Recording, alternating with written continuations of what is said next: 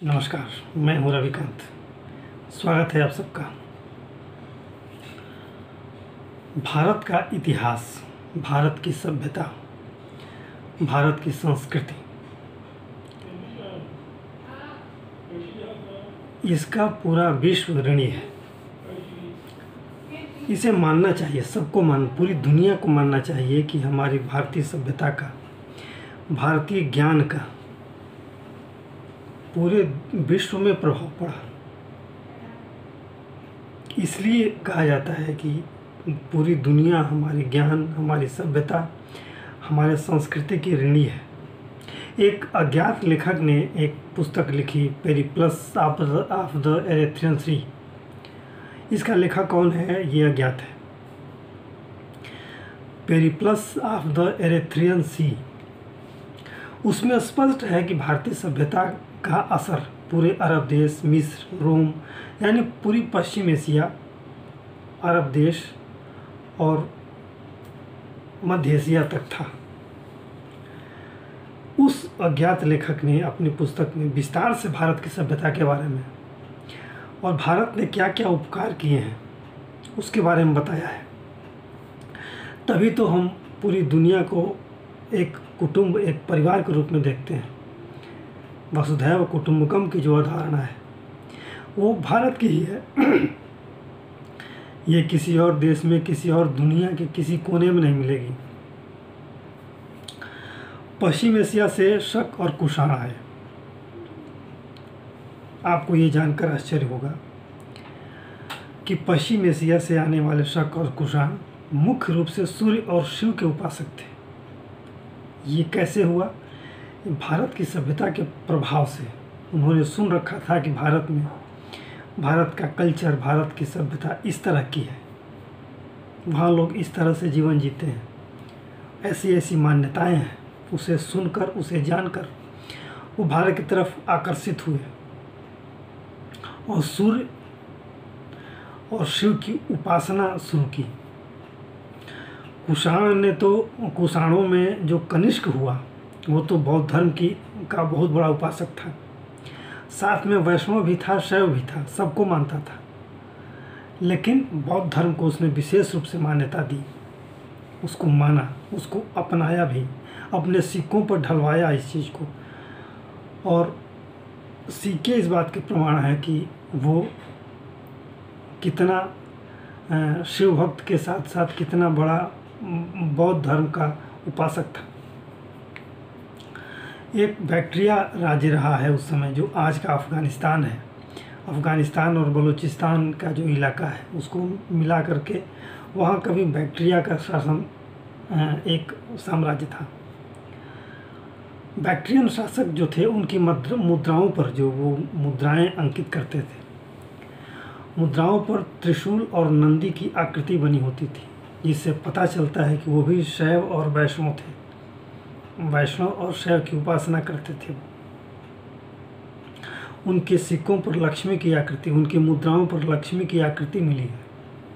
तो ये प्रमाणित करती है। इसका असर क्या है?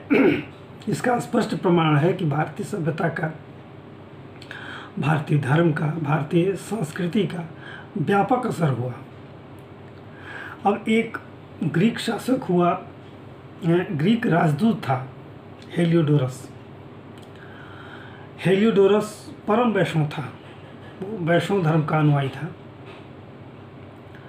उसने विदिशा के निकट एक लौह स्तंभ बनवाया और उसके ऊपर गरुड़ की आकृति खुदवाई। इससे पता चलता है कि वो ग्रीक में रहते हुए, ग्रीक का चूँकि राजदूत था यहाँ, तो वो ग्रीक का होते हुए भी भारतीय संस्कृति का, भारतीय धर्म का उसके ऊपर कितना असर पड़ा। एक ग्रीक का शासक था मिनांडर, बड़ा उसका ऐतिहासिक ग्रंथों में उसका बड़ा उल्लेख मिलता है। उसके अंदर बहुत जिज्ञासा थी भारतीय धर्मों को जानने की। शैव और वैष्णव धर्मों के अलावा वो बौद्ध धर्म से बहुत प्रभावित हुआ। वो बौद्ध धर्म को जानने के लिए एक बौद्ध धर्म के उस समय बहुत बड़े आचार्य थे, आचार्य नागसेन, उनके संपर्क में आया। उनके संपर्क में आने के बाद उनसे बौद्ध धर्म के बारे में जाना और बौद्ध धर्म को अपना लिया और अपनी जिज्ञासाओं को शांत करने के लिए उसने नागसेन के साथ अनेक प्रश्नोत्तर किए। अनेक सवाल, जो भी उसके अंदर जिज्ञासा थी, जो भी कौतूहल बस जो भी प्रश्न उठते थे, वो नागसेन से उसने पूछा। और नागसेन ने जो जवाब दिया, आत्मा क्या है, परमात्मा क्या है, मृत्यु के बाद शरीर का क्या होता है, मानवता के सिद्धांत क्या हैं, मानवीय आचार क्या हैं, तमाम प्रश्न थे और उसने सब नागसेन से पूछा और नागसेन ने बड़ी तत्परता से और शांत भाव से उसके हर एक प्रश्न का जवाब दिया।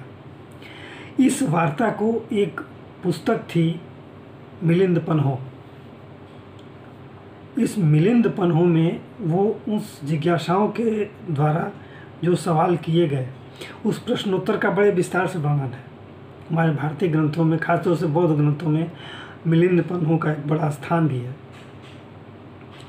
और मिलिंद पन्हो में उन सारी जिज्ञासाओं को शांत करने के सारे सूत्र दिए गए हैं। और नागसेन के जवाब को सुन करके, हर एक प्रश्न के उत्तर को सुन करके, मिलिंद यानी मीनांडर को भारतीय ग्रंथों में मिलिंद कहा गया है, उसने बौद्ध धर्म को अपना लिया और जब तक जीवित रहा बौद्ध धर्म से परिचित रहा, बौद्ध धर्म को अपनाया और बौद्ध धर्म के अनुसार अपने आचरण को करता था। तो ये थी भारतीय संस्कृति, भारतीय धर्म का असर पूरी दुनिया पर। 4वीं-5वीं शताब्दी में आर्यभट्ट हुए, भास्कराचार्य हुए, गणित के बड़े विद्वान थे ये लोग।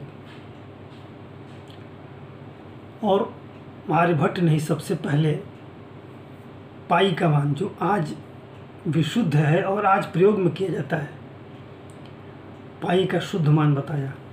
आर्यभट्ट ने ही बताया कि सूर्य स्थिर है और पृथ्वी एक नियत कक्षा में एक निश्चित समयावधि में सूर्य का चक्कर लगाती है।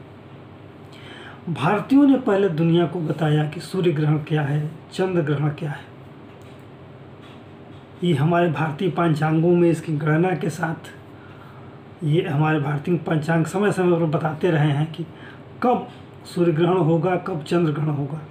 इससे ज्ञात होता है कि हमें सूर्य और चंद्र ग्रहण का बहुत प्राचीन काल से ज्ञान था। हमारे अंक गणित और हमारे बीज गणित का ज्ञान अरबों के माध्यम से यूरोप तक पहुंचा, पश्चिम एशिया होते हुए। जो अंक गणित और बीज गणित की जो ज्ञान है हमारा, जो खोजें हुई, वो पूरी दुनिया में हमारे यहाँ से गई अरबों के माध्यम से। तक्षशिला बहुत बड़ा चिकित्सा का केंद्र था और बहुत बड़ा ज्ञान का भी केंद्र था। वहाँ बहुत बड़ा अस्पताल था तक्षशिला में। ये सब भारत का हिस्सा था। तक्षशिला में तो इतना बड़ा अस्पताल था, आपको जीवक और चरक आपने नाम सुना होगा, हमारे बहुत बड़े आयुर्वेद के आयुर्वेदाचार्य रहे हैं। यहीं तक्षशिला के ही अस्पताल के ये लोग विद्यार्थी थे। कहा जाता है कि चीन का कोई राजकुमार, जिसे आँखों की परेशानी थी, आँखों की जोत खत्म हो गई थी, उसे जब ये जानकारी मिली तक्षशिला के इस अस्पताल के बारे में, तो इस औषधालय में आया और यहाँ अपना इलाज कराया और इलाज के बाद वो स्वस्थ होकर गया। तो समझिए पश्चिम एशिया, मध्य एशिया, आज का यूरोप, साथ में दक्षिण पूर्वी एशिया और उत्तर पूर्वी एशिया, हर जगह भारतीय ज्ञान, भारतीय परंपराएं और भारतीय सभ्यता, भारतीय संस्कृति का प्रभाव पड़ा। अशोक, मौर्य शासक अशोक, उसके शिलालेख पूरे देश में या सीमाओं के बाहर भी अनेक जगहों पर मिलते हैं। उसने पश्चिम एशिया के साथ साथ दक्षिण पूर्वी एशिया तक, उत्तर पूर्वी एशिया तक अपने राजदूत भेजे और सभी शासकों से वैदेशिक संबंध मैत्रीपूर्ण बनाए। ये मौर्य साम्राज्य की खास तौर से विशेषता है कि इनका राजनीतिक प्रभाव, इनका सांस्कृतिक प्रभाव उस समय की ज्ञात सभ्यताओं में हर जगह था। तो ये है हमारी भारतीय सभ्यता, भारतीय संस्कृति। अब आपको हम एक और बात बताते हैं। जो पंचतंत्र की कहानियाँ हैं,